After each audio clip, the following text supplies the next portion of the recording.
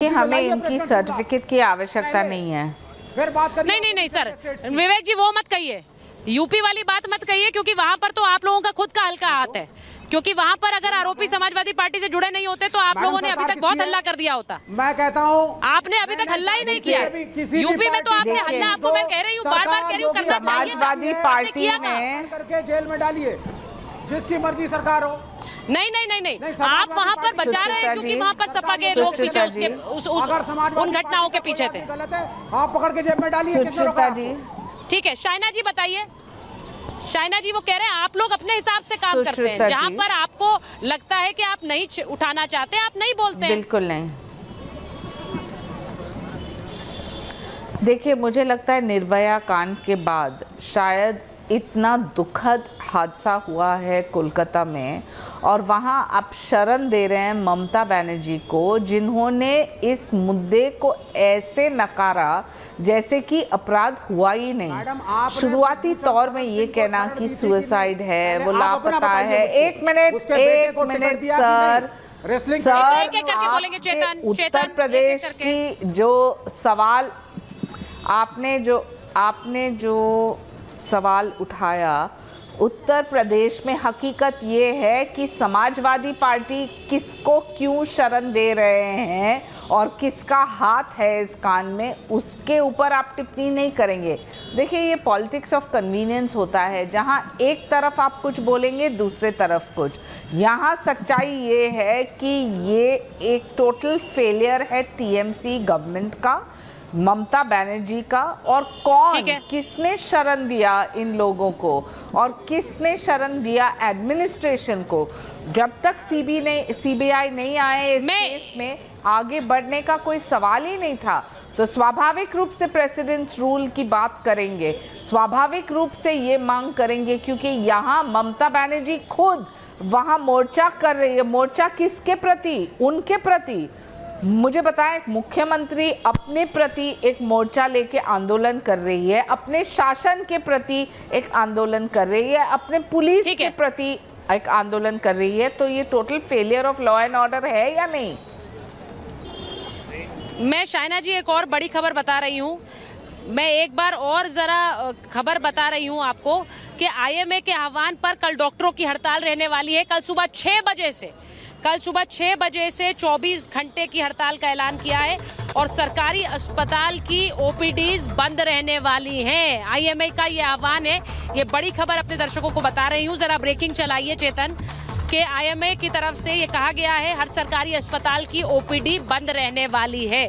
तो ये बड़ी खबर है। अब इसी के लिए मैं ये कह रही हूँ कि ये रोष जो है ये कोलकाता से उठकर देश भर तक पहुंचा है और डॉक्टरों ने कहा है कि वो अपनी सुरक्षा के लिए और जिस तरह का जघन्य अपराध हुआ उसके चलते इस मामले को उठाएंगे।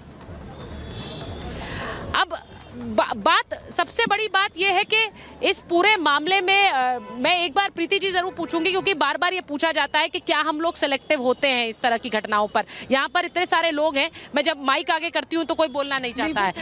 बिल्कुल लोग सेलेक्टिव होते हैं, खबर देखेंगे लेकिन बोलते नहीं। बिल्कुल सेलेक्टिव होते हैं और लोगों को ये नहीं पता कि जो आज रेप की घटना कोलकाता में हुई है, अयोध्या में हुई है, या छत्तीसगढ़ हो रही है, या कहीं और हो रही है, या कन्नौज में भी उत्तर प्रदेश में हुई है, वो आज जो घटनाएं पूरे देश भर में हो रही है वो घटनाएं आज नहीं तो कल अगर आप नहीं बोलेंगे और चुप्पी साधेंगे तो जो भेड़िए समाज में इस तरीके के हैं कि जो डॉक्टर जो 36 घंटे काम करके मतलब थक के वो आराम करने के लिए अगर वहाँ पे लेटी हैं तो वहाँ जिस तरीके से बलात्कार करते हैं और जो मेडिकल रिपोर्ट आती है वो मेडिकल रिपोर्ट तो शायद कोई पूरी रिपोर्ट पढ़ ही नहीं सकता।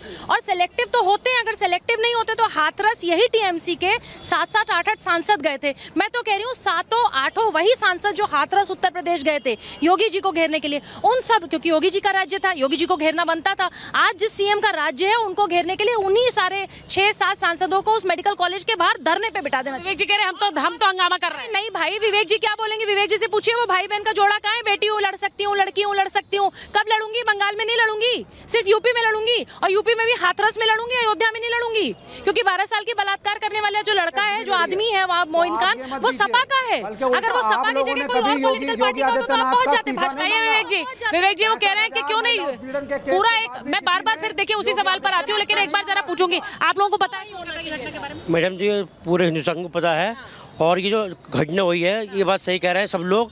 वहाँ की जो CM है ममता जी, उनको भी इस्तीफा देना चाहिए और बहुत शर्म की बात है। सब कुछ उनके हाथ में, गृह मंत्री भी वहाँ की, उनके गृह मंत्रालय भी उनके हाथ में है। उसके बाद भी वो मांग कर रही हैं। वो क्या मांग कर रही है ये पब्लिक या खुद हर आदमी हैरान है इस बात से। आपको पता है कोलकाता की घटना के बारे में? हाँ बिल्कुल। क्योंकि ये जिस तरह से एक रोष है देश भर में दिख रहा है। हाँ। आपने कब सुना? आपको क्या लगता है? ममता बनर्जी दूसरे दिन सुना था। दूसरे दिन मैं आंध्र प्रदेश में रहता हूँ। अच्छा। आंध्र प्रदेश के अंदर कर्नूल में रहता हूँ और मैंने दूसरे दिन ही सुना था ये घटना। जैसे अयोध्या में घटना घटी, वहाँ घटना घटी, ऐसे घटने महिलाओं के साथ ऐसे बहन बेटियों के पास ऐसी घटना घटती रहेंगी तो आने वाले समय में देश की क्या होगी, देश की स्थिति कहाँ जाएगी? क्या इस पे आपको लगता है एक सिलेक्टिव पॉलिटिक्स होती है? बिल्कुल सेलेक्टिव होती है सिर्फ धर्म के आधार पर, बस और कुछ नहीं है। बस बांटते धर्म के आधार पर सबको और हम लोग को लड़ाते वो ऐश करते सब। मैं कुछ महिलाएं हैं आपके पास जाऊंगी। मैम, कोलकाता की घटना के बारे में आपने सुना है? Very sad. हाँ, बहुत दुख हुआ। हम बाहर से आए हैं, जहाँ से नहीं है, मैं फ्रांस से आई हूँ। अच्छा। हाँ, और यहाँ पर आइए, आपने ये सुना है? बहुत बुरा लगता है। लेडीज़ को मिलना चाहिए इंस्ट्रक्शन। बहुत बुरा है, गवर्नमेंट को हेल्प करनी चाहिए सबकी। वहाँ पर तो सड़क पर खुद ही CM उतर रही हैं। अब सवाल मुझे लगता है कि बहुत सी यहाँ महिलाएं हैं लेकिन बोलती नहीं हैं। आप बोलेंगी मैम? देखिए, मैं यही कहती हूँ कि जब आप कैमरा लेकर जाते हैं तो लोग कैमरे पे बोलना नहीं चाहते हैं और शायद ये ज़रूरी है कि हर कोई आवाज़ उठाए, क्योंकि जब आप आवाज़ उठाते हैं तो वो आवाज़ पहुँचती है सत्ता तक, प्रशासन तक। उसी से सत्ता प्रशासन के गलियारे हिलते हैं। आप लोग आवाज़ नहीं उठाएंगे तो कुछ भी हासिल नहीं हो पाएगा। इसीलिए आज जब यहाँ पर डॉक्टर्स का एक पूरा समूह यहाँ प्रदर्शन के लिए पहुँच रहा है तो वो आवाज़ दिल्ली से लेकर पूरे देश तक पहुँचनी चाहिए कि हमारी सुरक्षा, महिलाओं की सुरक्षा ज़रूरी है। और सिर्फ महिलाओं की सुरक्षा की बात नहीं है, इस पर राजनीति और इस पर पॉलिटिक्स, राजनीतिक दल अपना अपना देख कर ना करें। अगर वो हो पाएगा तो मुझे लगता है सुरक्षा महिलाओं को मिल पाएगी। बहुत बहुत धन्यवाद आप सबका यहाँ इंडिया गेट से महाभारत।